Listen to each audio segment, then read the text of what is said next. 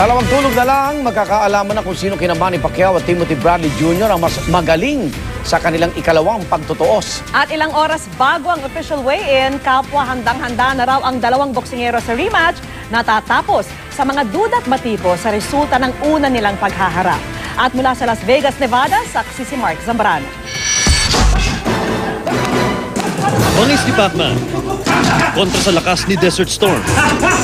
Sa ikalawang pagtutuos nila ngayong linggo, araw sa Pilipinas, 100% na raw handa si Manny Pacquiao at Timothy Bradley Jr. para patunayan sa boxing fans sa buong mundo kung sino sa kanila ang pinakamagaling. May mga ginawa tayo dito at yung exercise na ginawa natin, in-improve natin yung, dinivelop natin lalo yung kaliwa ko.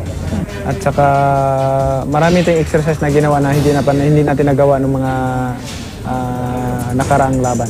Ready na tayo. We want the best Manny Pacquiao to come. We want Manny Pacquiao to come and knock out Bradley. And we're not playing mental games. We do want him to. We want Manny Pacquiao to come and knock out Bradley because Bradley's gonna be there all night for him.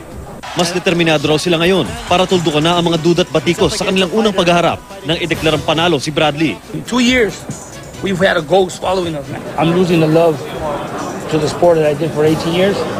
He told me one day, he says, when I heard him, this is the combination I'm going to finish him with. And he's never said that before. I don't think he's going to have as much compassion in this fight as he has in some in the past. Ang knockout artist na si Jorge El Travieso Arce naniniwalang kailangan magtapos sa knockout ang laban para kay Manny. I think Pacquiao knock him out.